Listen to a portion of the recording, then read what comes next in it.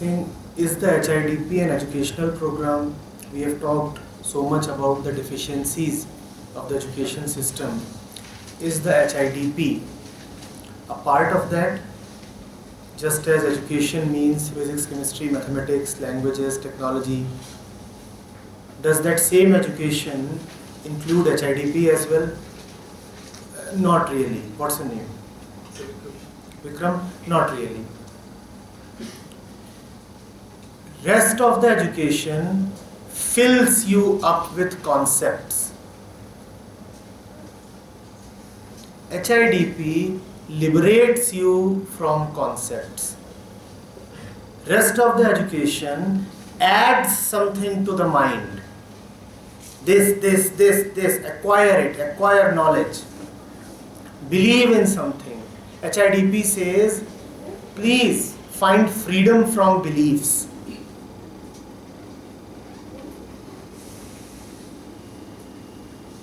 HIDP is about objects. The rest of your education is about objects, and HIDP is about the subject that is looking at those objects. So there is a difference in the dimension itself. There is a difference in the very fundamental nature of what this brings to you and what the rest of your education brings to you.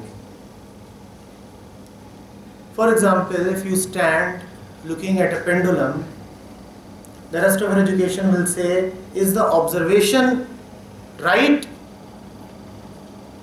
Are the readings right?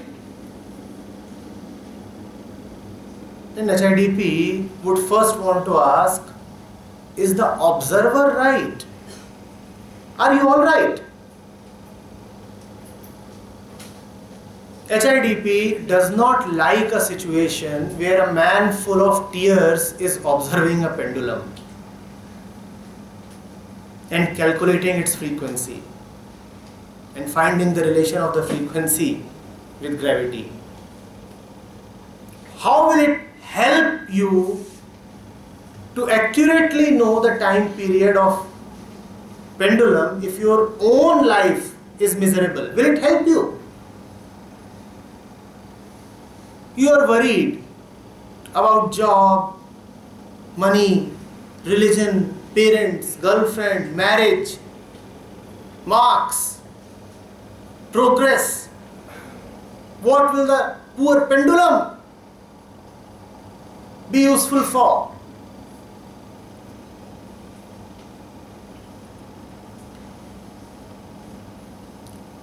Not that the pendulum does not count, but we will keep first things first. Does the pendulum come and say, I am important? Who says that the pendulum is important? Who says that? See, of the 1,000 things that are possible to observe, who chose the pendulum for observation? Who chose? You did, right? So HIDP says, before the pendulum comes the observer of the pendulum. Let's first look at the observer, who is observing the pendulum, and then we can move on to the pendulum. It's not a question of either or. We are not saying that the rest of your education is not needed at all. It's not a question of this versus that. It's a question of primary and secondary. It's a question of what is more important. It's a question of what should come first.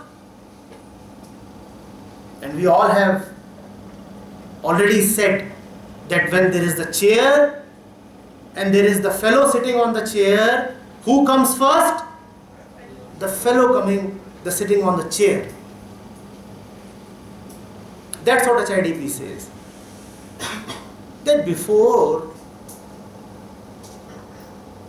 you know so much about the mobile phone,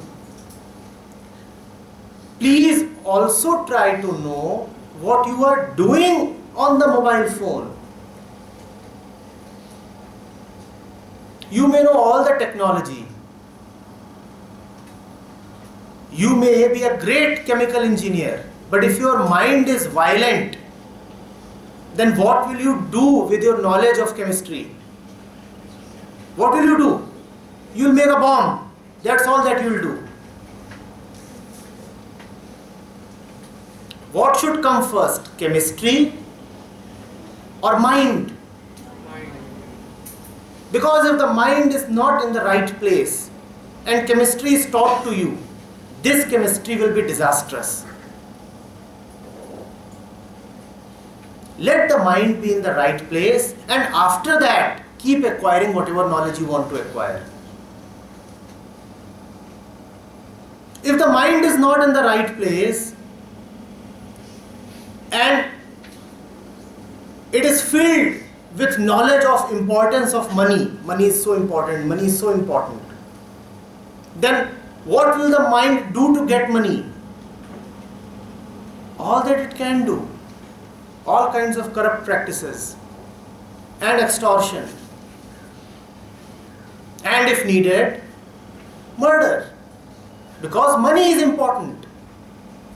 The mind has not been put in the proper place and it has been told that money is important.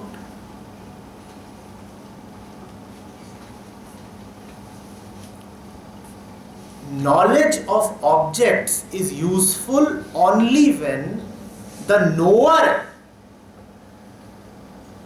knows himself.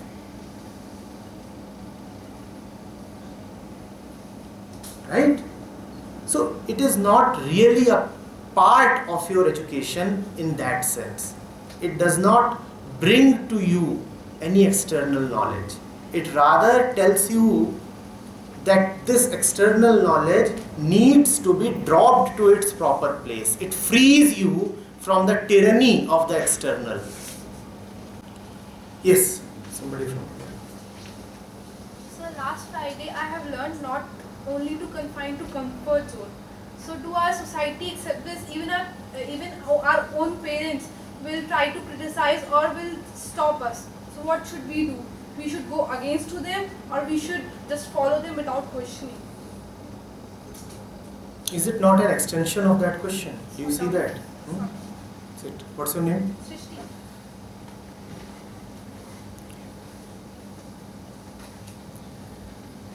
Last Friday I learned a few things. If I talk about them, if I implement them, there is a chance that parents may resist it. What to do? Is that the question? What to do? Not only parents but our society. Society, this and that. But you won't worry so much if some Tom, Dick, Harry from somewhere comes and says something, right? That won't matter to you. It matters to you when people who are close to you say things. That's when it matters. You see, what kind of relationship do we have? It's a great opportunity to reflect on that. And it's a great instrument to test that.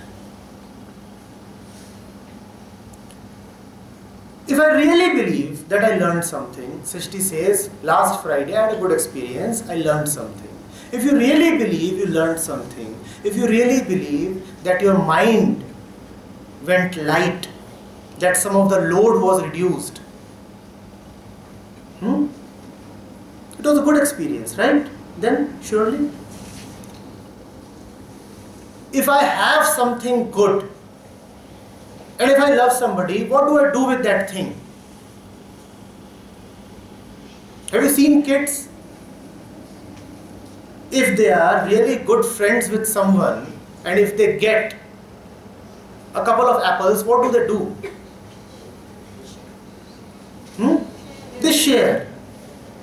They share. Sharing is such a beautiful part of a nice relationship, is it not? Sharing. When you are friends with somebody, when you love somebody, do you want to keep everything to yourself? Or do you want to share? Share without demanding anything in return. You want to share, right? No sir, we don't want to share. Is that what you're saying? Yes? Am I hearing that? You want to share? Then, if you get something nice in HIDP, what do you do with it? What do you do with it? You share it. Alright?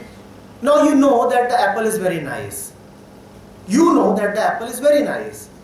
And you want to share it with a friend of yours, and the friend does not like the taste of apples. But you know that an apple a day, you know that apples are nice. It's just that, out of habit, you don't enjoy the taste of apples. But actually the apple is very good for you.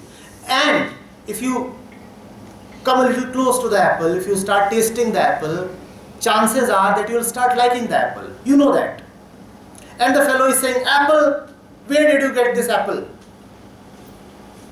On Saturdays, which orchard comes to you? Are you going to a fruit market? Where are you getting these apples from? And every passing Saturdays, more and more apples are coming. And the fellow is saying, I don't like apples. What do you do then? You know apples are good for him. And you want to share. Because a good relationship is about sharing. You want to share. What do you do then? You find out ways. You say, alright, you don't like apples, but would you like an apple pie? Would you like apple custard? Apple shake? You give it to them in a way that they can understand, that they can assimilate.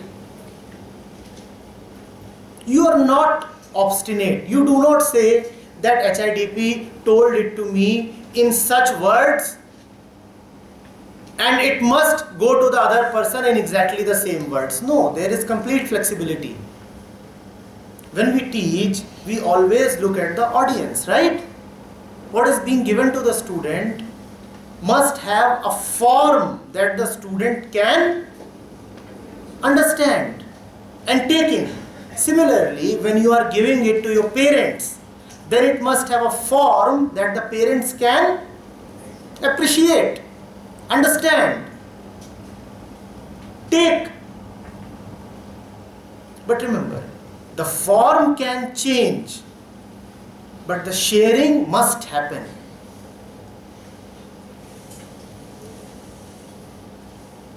I am assuming that two things are in place. One, you are really benefiting. Second, that it is a loving relationship between you and your friends or your parents. And if you are really benefiting from HIDP and if it's a loving relationship, then it is your great responsibility to take these learnings to everybody. Otherwise, you would be acting like a miser. How can you have so much and not give it to anybody? But giving it to somebody, remember, does not mean becoming a preacher. Nobody likes preachers, but people like friends, right? So give it like a friend, not like a preacher. If you give it like a preacher, parents would say, our girl, this big, is not trying to preach to us. How can we listen?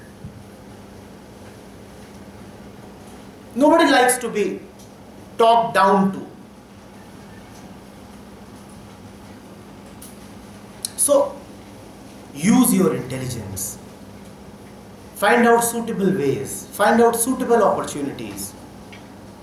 And then bring this to them. Let me suggest something. The most obvious and effective way of bringing the effect of HIDP to your parents, to your home, is through yourself. Your own transformation will be the biggest evidence. Your own growth and maturity will be the biggest message. People will ask you, how come there is this joy on your face these days? In that situation, how did you remain so calm? Usually you used to get flustered. But this time I found that even in the face of tension, you were calm. How come your demands are dropping and reducing?